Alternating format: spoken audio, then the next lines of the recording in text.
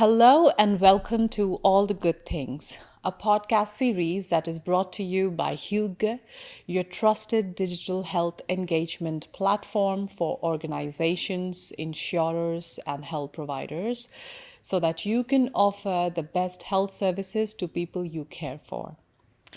I'm Priyanka, your host. I am the co founder at Hugo and also a health professional from the vibrant city of Dubai. And through these series, we aim to bring you all the good things, all the important information, expert insights about metabolic health. In today's episode, we are really touching base and discussing the role of epigenetics in child obesity. Now, I think somewhere between 450 BC, a very wise man said that the treating physicians would never be able to cure a disease because they never treat a person as a whole. So, when now in today's time, after understanding what this truly means, we are able to turn things around for so many different conditions which are related to metabolic health, chronic conditions, chronic health diseases in children and in adults. To discuss this subject today, I have a very special guest with me. She is not only a very dedicated health professional, but she is also a very dear friend. Dr. Khadija is a board certified pediatrician. She is a master's candidate in child development and currently researching the role of epigenetics in child development. Dr. Khadija has a very rich, robust experience and practice in Dubai, and she is currently practicing as a pediatrician at the Medcare District 1 in Maidan. So without further wait, let's get to the conversation with Dr. Khadija Abdulbari. Welcome to All the Good Things, Dr. Khadija. Thank you so much for inviting me, Dr. Priyanka. It's This so is great. amazing. Thank you. Amazing. I would like the audience to know a little bit more about you. So if you can just tell us so that everyone knows about your journey and experience that has been in the city of Dubai. I started off in Latif Hospital and Dubai Hospital, so the government hospitals. And there I did my residency. And going through the residency, there's such an amazing experience. We have such knowledgeable doctors there, and we learned so much from them. And the experience was truly amazing.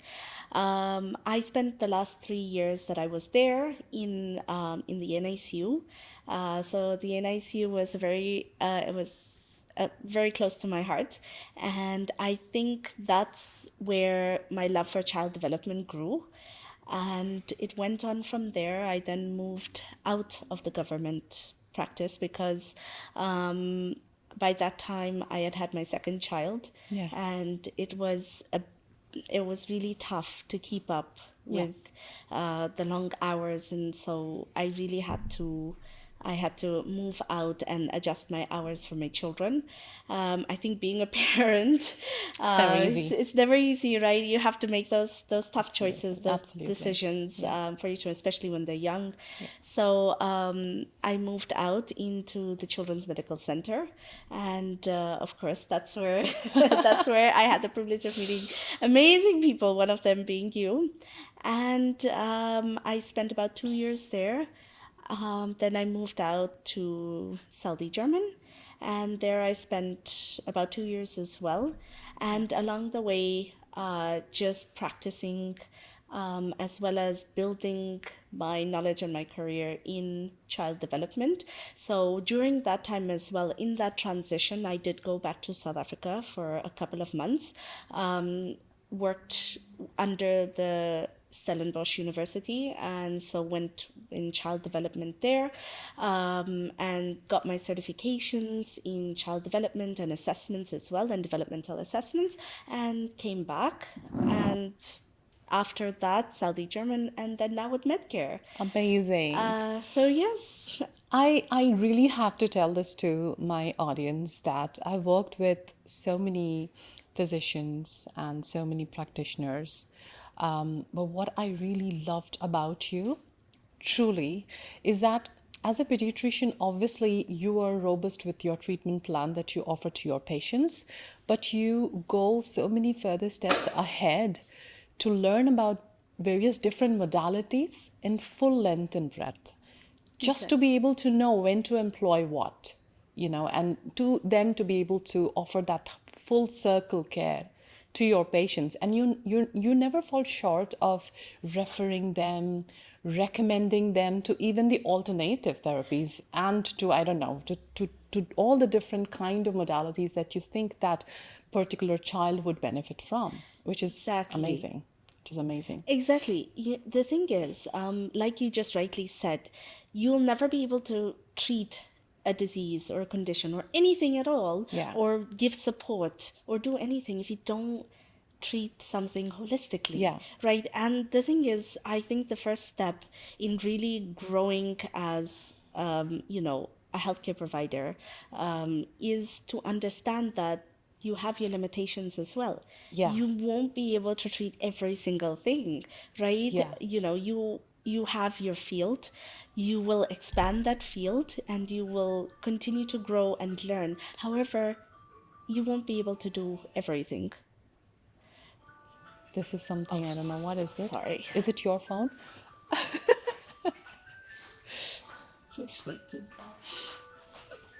So, in order to treat a patient as a whole, as healthcare providers, we should know our limitations, Yeah. right? All of us have our limitations in knowledge. Yeah. We're not going to know everything there is to know. Yeah. If we really want to provide true holistic care, we have to know when to refer Yeah. and when it's in the best interest of the patient to be cared for by someone in a specific specialty. Yeah. And this is the most important thing. Yeah. And I definitely do not shy away from that. I really look at, especially when I work with children, to look at them as a whole, to look at every aspect. If I feel something is becoming redundant and not working, we move on to the next thing. And you don't only look at one aspect of it, everything is connected, Yeah. always. Yeah. So we have to look at each and Yeah. every facet Yeah. Yeah. Yeah. of a child. Of the Yeah. child. Yeah. So I know that you are also a dedicated mother. I Sorry. have seen it firsthand, the way you take care of your own children, right? You're one really dedicated mother. And I would like you to kind of just share some insights on the top, let's say, 3 things that you do to make sure that they are doing their best, or they are trying to keep up with the lifestyle habits and a routine that Yeah. means the most for their health. Okay.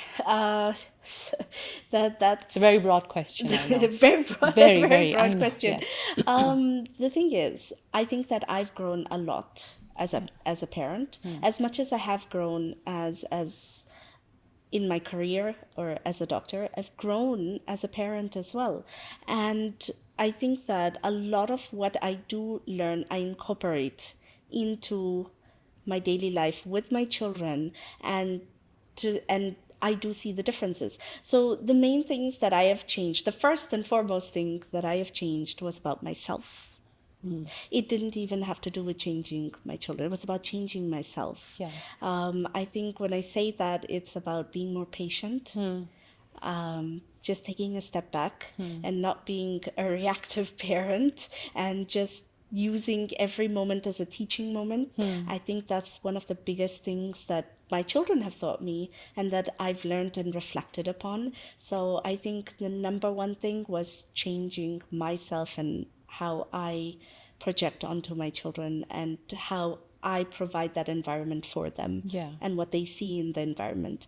Yeah. The other thing is, the second thing would be definitely lifestyle changes for my children.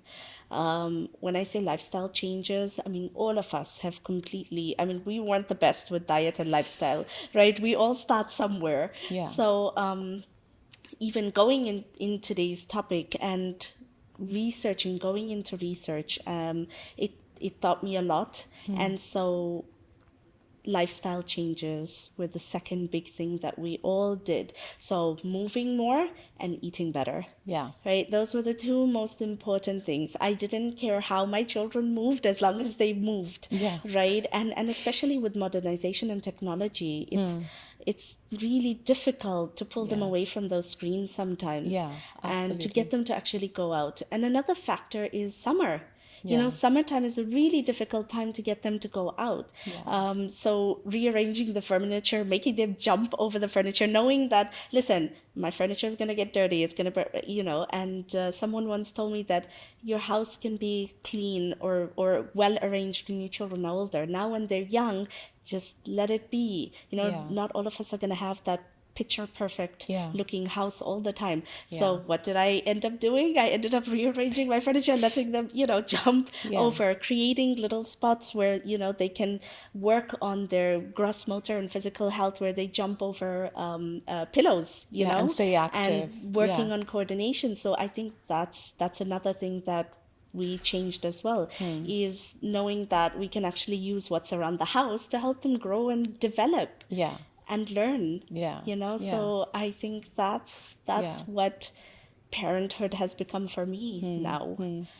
Yeah, I think what you just mentioned, the first thing that you said, that we have to start with our own selves. If we are clear-headed and aligned, right, with the entire picture, then we kind of make sure that things are in place for people we care for, right? So Exactly. everything starts from us and creating that Exactly. nurturing environment to begin with. And yeah, Exactly, everything would because follow on. especially as a parent, you create the environment, Yeah. right? It's Yeah. you that's structuring the environment. You and your husband or your partner, you are creating that environment for your child. Yeah. So you have to start with you first. And And not be then, reactive. That's what you said. Amazing. yes, Yes, one of the absolutely. hardest things to do is not be a reactive Totally, parent. totally. Uh, Yes. yeah, Yeah. exactly. Okay, so I think moving to today's topic of discussion about the impact of epigenetics on child obesity. Firstly, thank you so much for suggesting this topic. And it just so happened that the other day I was in, one of these talks, and someone from the audience, she actually asked the entire panel that are we going to get some sort of a CGM device for children to monitor how their body reacts to the food that they eat? How they, sorry? Yeah, so basically the lady wanted to understand if there would be any kind of a continuous glucose monitoring device for children to see how their body reacts to all the kind of food that they eat.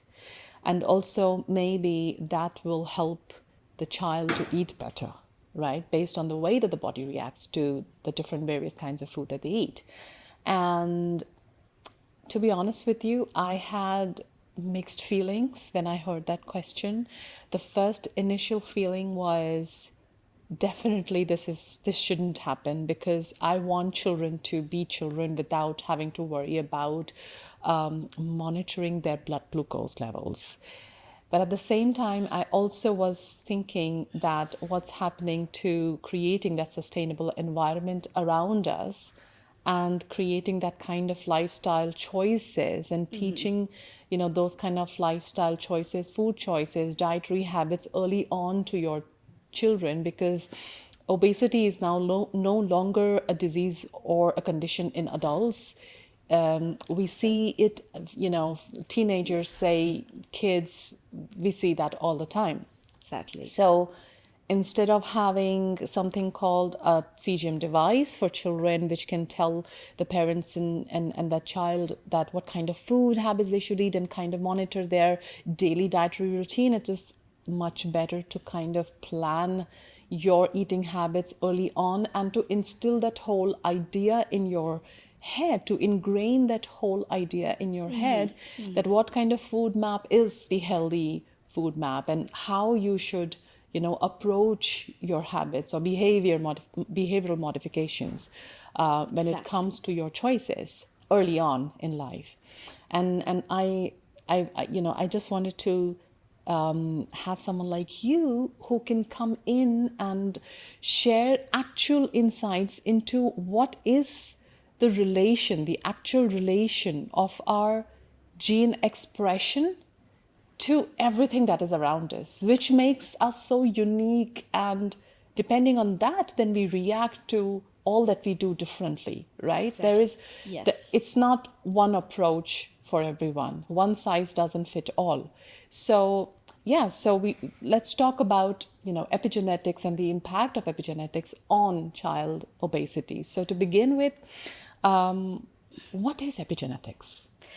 So epigenetics is really different from genetics. I mean, they're part of the same structure. So what do I mean by that? Epigenetics is actually the study of the expression of a characteristic or an expression, a gene expression, or what we call the phenotype, or what you see physically.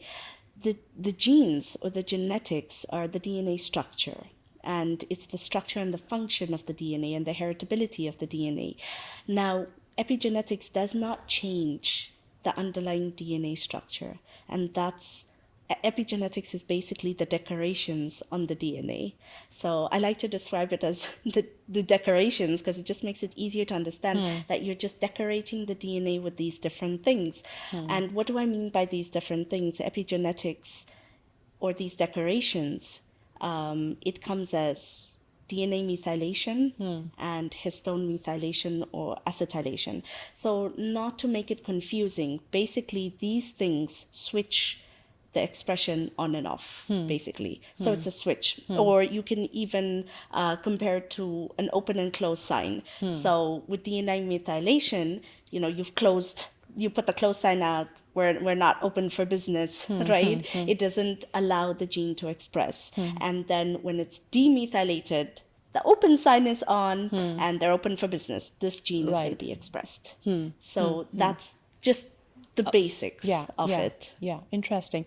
What do you think? What kind of factors would influence this?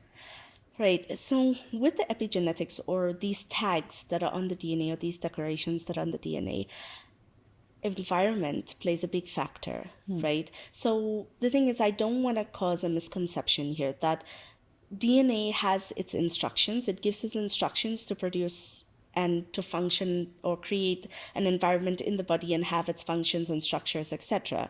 However, with the epigenetics, the environment can affect it, and the lifestyle, your lifestyle can affect your epigenetics as well. So switching genes off and on can be affected from external factors. Right. And the different parts of the environment, such as pollutants, can affect the switching on and switching off of certain genes.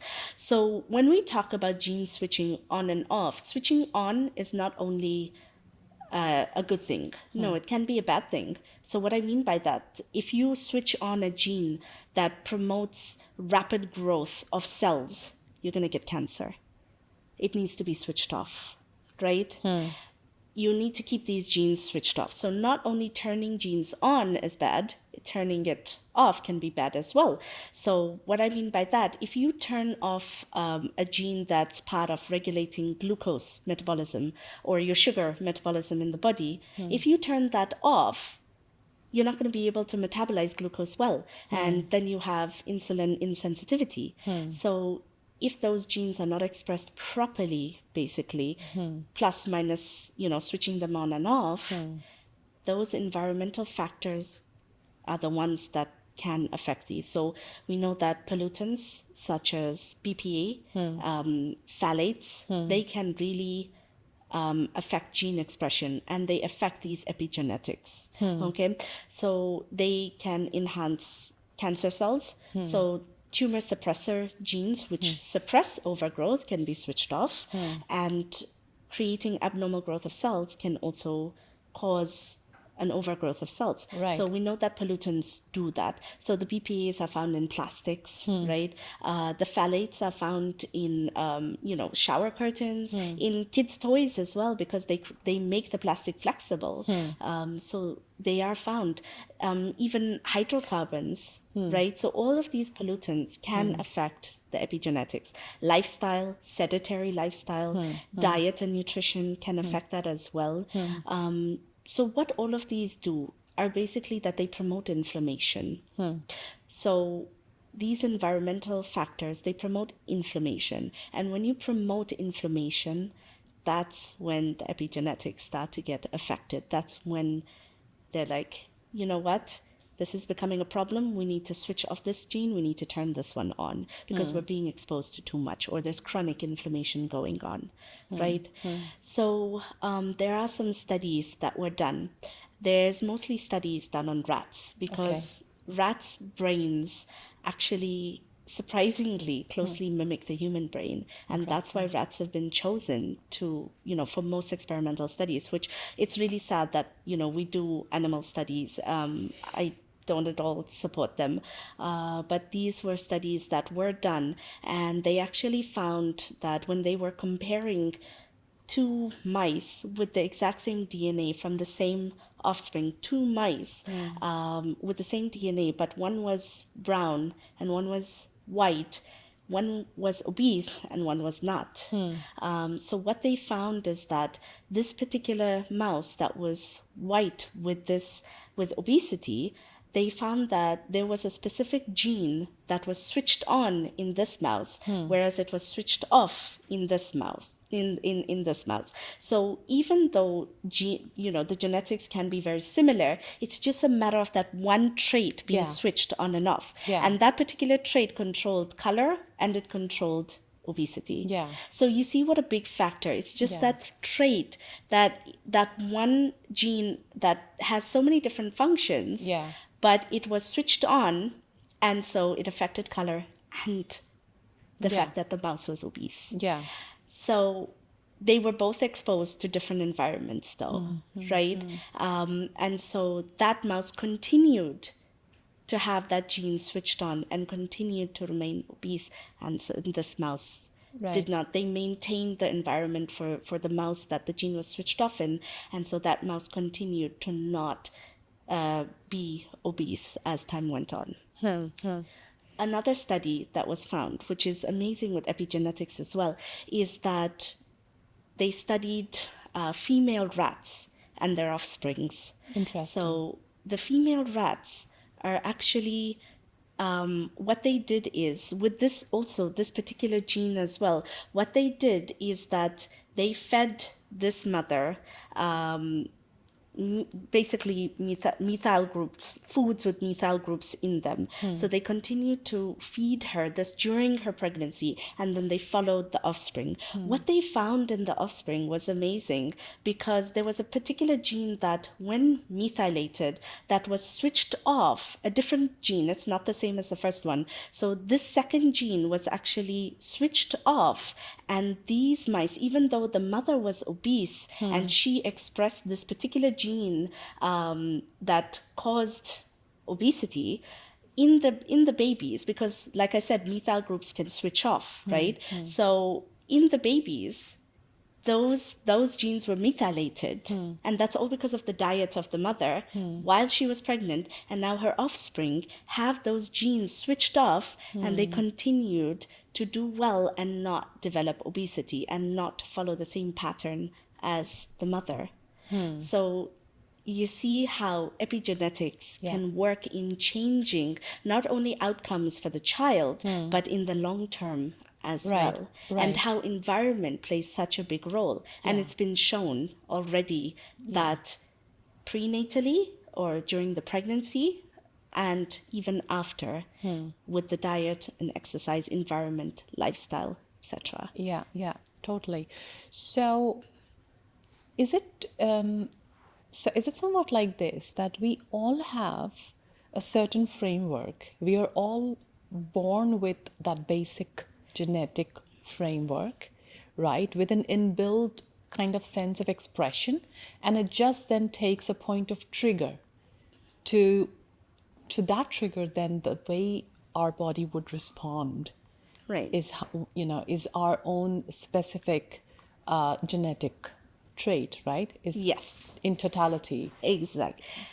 So not trait per se. Yes, like I said, the genes are there to provide the instructions. So yes, when you call it a trigger, yes. What it actually is not exactly a trigger. There are tags placed on the genes, right? So these tags are placed there. So yes, your basic framework is passed down through the generations, Yeah. right, from your parents. So yes, you do have that basic framework, and then those tags that are placed on your parents' genes, some of them are actually removed during the process of creating, the baby, right? So passing on those genes. So when the egg and sperm get together, then the genes are passed on, but those tags are filtered, they're taken out. But what can happen is that some of them do pass through. How interesting is that? I mean, to know that we are already born with these kind of framework and all it takes just a trigger to turn things around, right? Now, a quick question. What these epigenetic changes, what kind of metabolic health conditions, um, you know, would the child be exposed to? So, interestingly enough, it affects all parts of metabolism. So, when we talk about environmental triggers and childhood obesity, and the epigenetics that can affect this, you can have problems with fat metabolism. You can have, so they can be at risk of non-alcoholic fatty liver disease. You can have sugar problems, so you'll have the problem with glucose metabolism, so how the glucose is processed in the body. You can have issues with inflammation as well, and hormone disruptors. So you can actually disrupt the hormone pathways as well.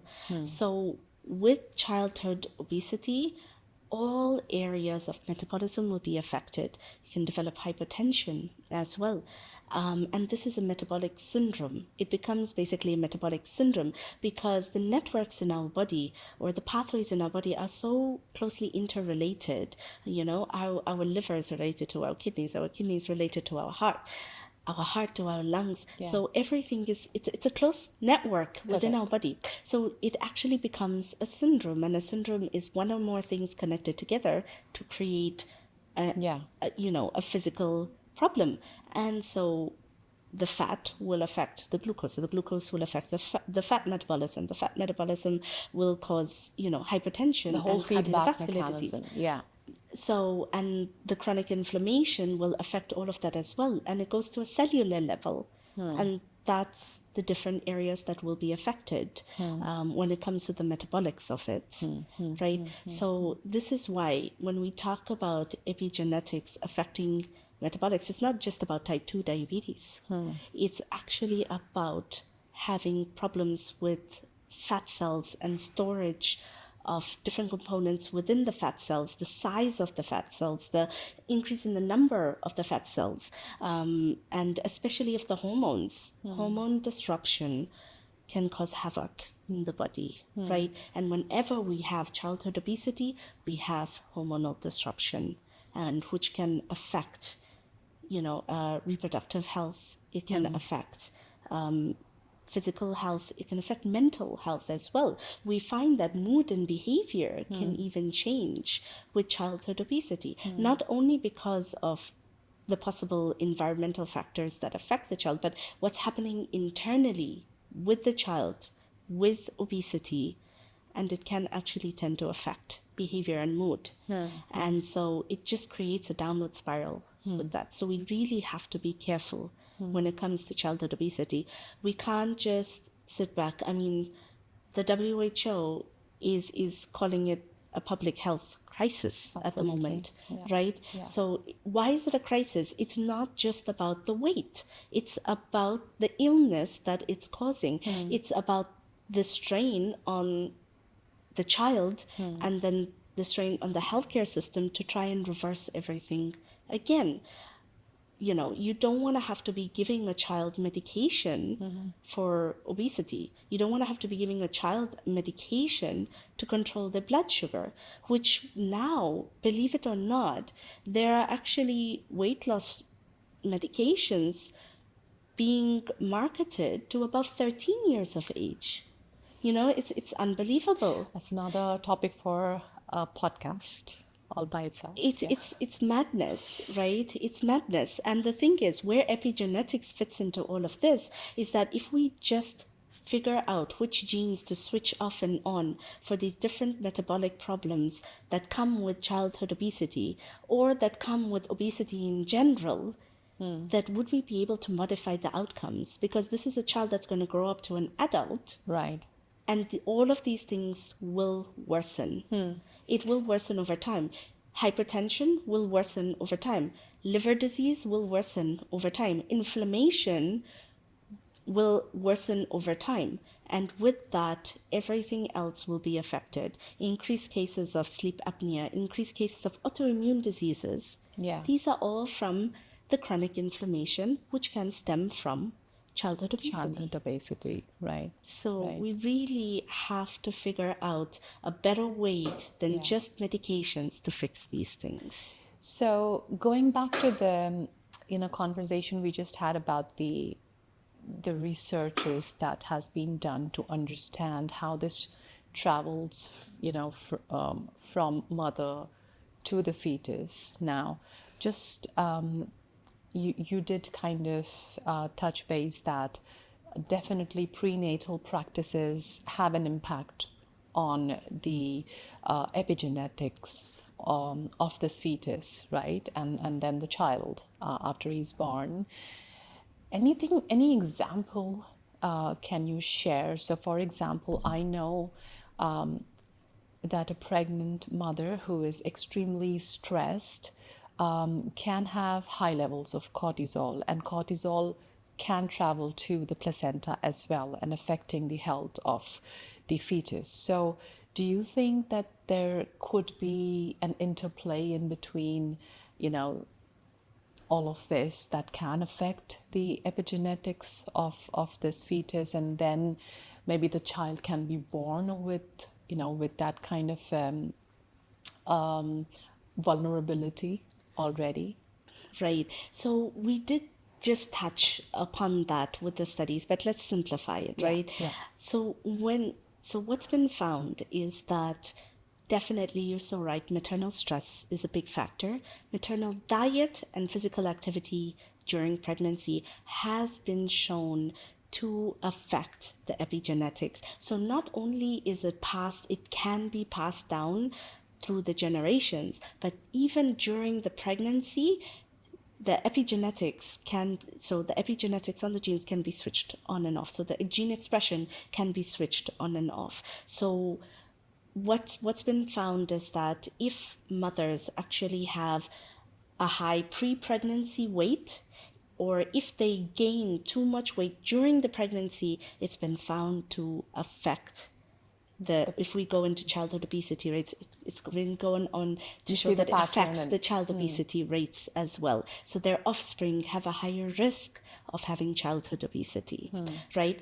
And even maternal smoking has been found to increase the risk of childhood obesity. Maternal smoking. So initially what will happen is that babies will have a low birth weight and then later on in life will actually develop childhood obesity. So they can start off with low birth weight and then develop childhood obesity because those genes have been switched on. Right? So maternal factors such as that can be. Stress is such a huge factor in everything, even in child development as well. The physical development of the child and the brain development. Stress has been found to play a big role. Maternal stress has been found to play a big role in that. So what we're trying to do with epigenetics and basically protecting the offspring of these families is that we're not trying to make it all the mother's problem. No. In fact, by figuring out the epigenetics that play the role in switching these genes on and off during pregnancy or prenatally, we need to come together as a community to support pregnant women more. Absolutely. Right? Yeah. It should be our job to Absolutely. educate these women, to provide them with the proper nutrition that they need to grow this baby inside them and to support those genes, okay, and to support the expression or healthy expression of the genes. So we need to support them physically, mentally as well, and environmentally. So actually as a community we need to adjust the environment to take care of these women, and that's the most important thing. So in no way is this gonna add a stress onto a mother to say that because a child has this, that it's your fault. No, not at all. What it is that we need to change the environment for these women to protect these children, Yeah. Yeah. right? Yeah. It's So the that's mindset that the mother might have been exactly. in that moment that, maybe compelled her to choose certain lifestyle habits. I mean, she could have done better if the environment around her was Exactly. supporting her in that way. Exactly. Yeah. Imagine just explaining to a pregnant woman how she can manipulate her epigenetics to support the growth of her baby. She would do it, right? Absolutely. Yeah. And so having this research and having this information can support Yeah. this Yeah. development and growth Yeah. of children. Absolutely. To provide that environment to let her thrive. Exactly. So the fetus Exactly. thrives as well in every way So possible. it's all about the prenatal, so the pregnancy, and even after that, and as well. So it's pregnancy and beyond. So even as children are growing, what we feed them It's so and the important. lifestyle that they have is also going to trigger expressions of genes, and that is going to be passed on to the next generation. So it Absolutely. just rolls from there. So talking about the environment, can you give us more examples of the different kind of, pollutants and endocrine disruptors and how they do affect or impact the epigenetics? Sorry, I didn't get that. So I'll just repeat that again. I'll take a pause. So how does the environmental toxins, such as the pollutants and endocrine disruptors, Okay. impact the epigenetics? If you can share more examples. Right. So the environment or the pollutants in the environment that can affect, like I mentioned, with the BPA, with the phthalates. So what they do is they actually induce when if we're going to talk about childhood obesity, because there's a whole lot of things that they can cause, but we're not going to go in details with Yeah. them, right? But because we're focusing on childhood obesity, what happens with these environmental pollutants, even things like pesticides, DDT, that even affects obesity rates. Why? What happens is that it affects the fat cells. So when it affects how it affects the fat cells, or the genes that control the size and the number of fat cells, so those epigenetics are affected in a way that it will switch on and off those genes. So it will affect the size and the number of the fat cells. So it will increase the size of the fat cells. So it will turn that gene on to increase the size and the number of the fat cells, right? And also it will target receptors.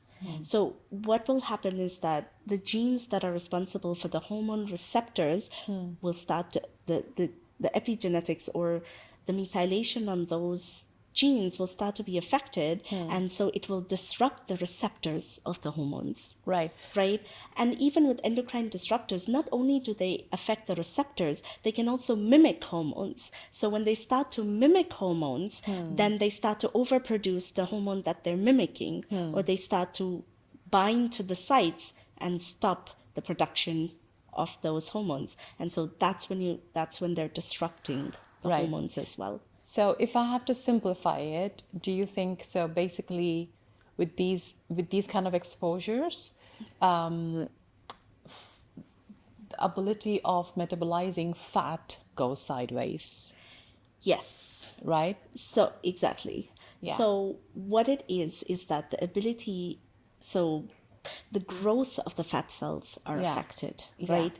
And with that, not only that, it's not just about the fat cells, it's about affecting glucose metabolism as well. It's about affecting insulin sensitivity as well. So insulin are part of the hormones as well, right? So when I talk about affecting receptors, it's that the receptors become insensitive to insulin. And what does insulin do? Insulin helps to take up glucose from the blood and put it into the cell, right? So if this process is disrupted, glucose metabolism is disrupted because it's unable to be taken into the body, into the cells. It just sits there in the blood because the cells are insensitive to the glucose, because the receptors for insulin are not functioning properly. Right. And that is part of the epigenetics of it, is that sensitivity is switched off.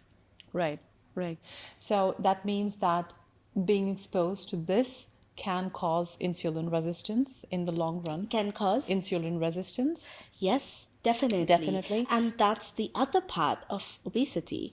Like I mentioned, obesity is not just about the weight. It's about the metabolics that go into it as well. Right. It's about the disruption of the body's systems Right. as well. So processing of glucose, processing of fats, processing. So it's about and how the hormones work. It's about all of these coming together to create a whole picture of an unwell child. Right. Can this also impact the cycles of appetite and satiety? Yes, it Yes. can.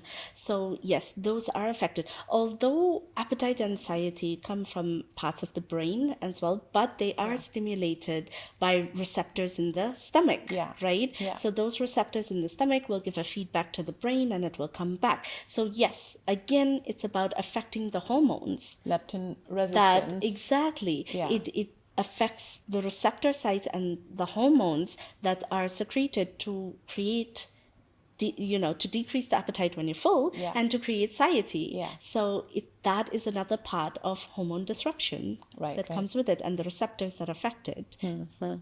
So if, let's say, if you have a child who potentially is suffering from obesity, what do you think should be our initial approach towards such a Okay. case, as I would say, as parents? As parents. So the thing is, the most important thing for a parent to do is to notice patterns. So patterns, lifestyle patterns. Okay.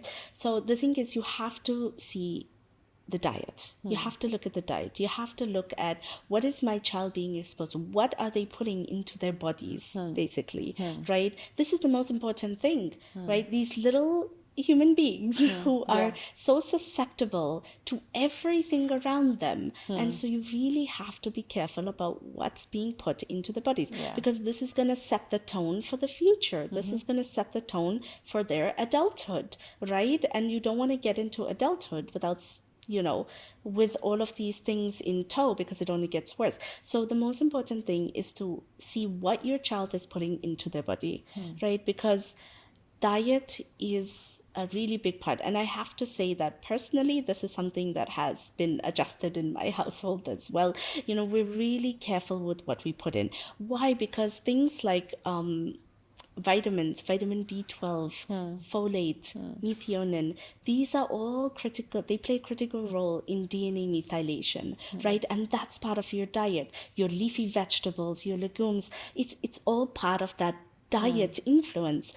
Omega-3s, I can't even begin to explain how crucial omega-3s are, especially coming from a child development point of view. We know that there's tons of evidence showing us that it's so great for the brain. But not only that, it affects the epigenetics as well. The omegas are basically the fatty acids that affect every part of the body, because our nerve structures, they are made with fatty acids. Different parts of cells are made with fatty structures. So omegas are the most important thing. Another big part of diet that is emerging, and people are learning more and more about it, is gut health. Gut health. Whatever you put in your body is going to pass through your gut, right? So another thing that parents have to be very aware of is their child's gut health. Okay. So again, what you're putting in your body, because whatever is going to disrupt that gut ecosystem is going to affect the entire body. And what does that mean? It can cause chronic inflammation. From the gut, that inflammation can start and go throughout the body, right? Our gut is responsible for creating all sorts of neurotransmitters as well. Serotonin and dopamine, they can be stimulated from the gut as well. It's not only from the brain, it's the gut. So the gut is Second a brain. powerhouse, right? So whatever your child puts into their body, and that can disrupt the gut as well. Even antibiotics. Antibiotics will disrupt the gut health as well. And so we really have to be sure that when we're giving it, it's necessary. And more often than not, it's not necessary. No, absolutely, Right? absolutely, So yes. parents have to be very aware about what their child is putting into their bodies. Okay, and with that as well, the amount of activity that their child does. Yeah. Okay, so when we talk about activity levels, children, for a child to be able to maintain their health, honestly, I don't know. The recommendations are this, but how feasible it is for a family to do it really depends. So for aerobic exercise, it's recommended 60 minutes a day with regard to epigenetics. When it comes to the role that epigenetics play, it's 60 minutes a day. The usual is 30 minutes a day or 20 Yeah. minutes a day, right? Yeah. But when it comes to epigenetics, the criteria is 60 minutes And is a day that specifically for children for or children. okay. So it may be for adults as well, but because I'm studying the role in children, I don't want to comment outside of what I know. Yeah. So the thing is that for children, 60 minutes a day of aerobic exercise, so Yeah. running, swimming, Yeah. any type of physical activity, but Understood. aerobic, so get that heart rate going, Yeah, right? yeah. I mean, children are already running and jumping in general, but do that for 60 minutes. Let them jump on the sofa for 60 minutes. So to all the mothers out there, don't worry if they're doing all that extra jumping around in the house. Let those monkeys jump on their 1 beds hour. for Be 1 careful hour. of falls, though. Timer on. So, yes. So, 60 minutes of aerobic exercise. Yeah. The other part of it is bone strengthening. So, bone strengthening exercises. Because when we talk about epigenetics, we're not only talking about, right now it's about childhood obesity, but childhood obesity can affect bone metabolism as well, right? You can have premature breakdown of the bones, and the integrity of the bone decreases, right? So you have to do bone supporting or bone strengthening exercise, hopping, jumping, jump rope. Yeah. These are all bone strengthening Yeah. exercises, Yeah, right? And of course, to again, I don't know how applicable it is for children when it comes to yoga and meditation or stretching, but gymnastics is great for stretching out. And so that those stretching and strengthening Yeah. exercises also support Yeah. the physical activity part of it, Yeah. right? So when it comes to bone strengthening and when it comes to flexibility and stretching exercises, those are recommended about 3 times a week. Yeah. But the aerobic exercises are the ones that are recommended daily. Daily, yeah. No, I feel these are such important, information because we know that definitely yoga, stretching, those kind of exercises are of essence for a growing child, and more so before their growth plates closes, to kind of enhance their physical strength, and also for them to be able to reach that full potential of growth. But we don't consciously try to achieve that for, I don't know, for multiple reasons. I mean, parents are busy and there is just so much to do on an everyday basis. But then to consciously put effort in order to help your child achieve these activities on a daily basis, I think is also very good for reproductive health as well, for a growing teenager, girls and boys both, right, alike. And yeah. So It's like a minded kidding. Sorry. She did a lot with me today. Yes. this was the last question, by the way. So I'm just gonna And we've add. already touched base with the adjustments to diet and exercise. I'm just gonna add on top of what you said about incorporating it into your daily life. So the thing is that yes, it's hard to incorporate, especially with the lifestyles are a lot more fast paced these days, right? both parents in the household are usually working, school, back, going here, going there. It's a lot, right?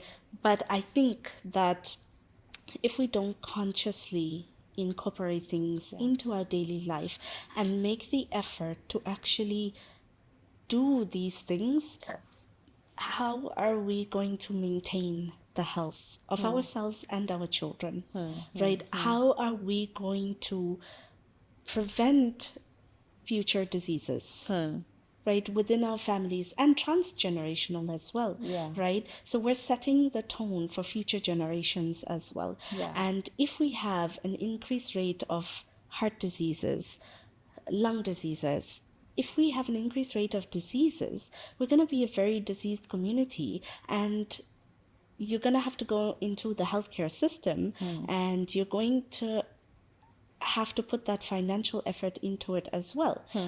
Health is not something you can always buy. That's the thing. There is a limit to it. There is a limit to what the system can do for you. Correct. Right?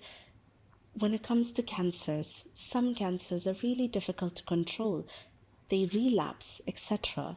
When it comes to obesity, the metabolic problems that come with it, they worsen over time, and then you have deaths from heart attacks, strokes, and these are all stemming from the obesity that has been long standing and not being addressed or taken care of, right? And then you have early deaths, premature deaths. That's, yeah. So I think that all of us, as parents or even aspiring parents, Yeah. we want the best for our children. Absolutely. And if we want the best for our children, it's gonna take effort, Yeah. especially with the environment we are in now, with excess pollutants and the availability of things like sugary drinks and dyes in everything, and there's just, it's so easily accessible, and it's put into everything now, that reaching those morbid stages has become easier, and we have to cut it off. Yeah. Now. Yeah. Yeah. Thank you so much for exceptional insights and sharing these important information. I am sure, there's a lot to process with all that you have shared, but it is so important. It is like the key, right? So instead of reactively treating, a certain condition on a later stage, why don't you just create an atmosphere of health and wellness from early on to not let that kind of inflammation happen in the first place? That basically then creates the whole new picture of disease, right? So that would be, the best foot forward Exactly. into managing your health and wellness, and it all begins, in childhood. Definitely. So, thank you so much, Dr. Thank you Khadija, so for much, being Rebecca. here. It was a lovely conversation. Thank you. I'm so grateful that you have come and you have agreed to share your insights and give us so much information about, epigenetics, explaining the whole concept so nicely, and also giving us so many information about the environment pollutants and the endocrine disruptors and the different impact that it has on metabolic health, and how and what we can do in order to control it at the right time by following certain practices at home, which is very simple to do actually. Exactly. But we don't put that kind of conscious effort on a daily basis in order to achieve that optimum health for our children. So Exactly. thank you so much, and thank you to you all for tuning in once again. And just to kind of wrap up this conversation, from my heart, I have always been, that practitioner who has promoted bio-individuality, right? So it is not the part that someone treats, it's not the part which is affected, it is the person as a whole. And what really constitutes this person is not just the physical structure. It is not just the physiology or just the anatomy. It is the complete ecosystem: mental health, physical health, gut health, everything. And specifically, as what we were talking today was the genetic framework, which basically decides our strengths and weaknesses from the very beginning. And it is just a matter of being exposed to that trigger. What that trigger can be, we don't know. But what all that we can do as general healthy health practices in order to keep up with our wellness, keep up with our well-being on an everyday basis is the key takeaway. The pillars of health, that is the diet, your physical activity routine, the sleep, your mental health, the stress levels, all of that constitutes the overall well-being. Now, today what we discussed was the impact of epigenetics on child obesity, and in order to make sure that your child doesn't tread over into that direction or on that journey, you should make sure that there is no such environmental pollutants around the child. The diet is healthy, the child gets regular physical activity, as what Dr. Khadija recommended, to have about 60 minutes of aerobic exercise on a daily basis, introduce yoga, introduce all the other different fitness regime, make sure that the child is active, right? And we are sure with these religious practices, we all as a community would be able to create a healthy environment for ourselves and for our future generations. So thank you so much, and until next time, take care and kush raho. Bye.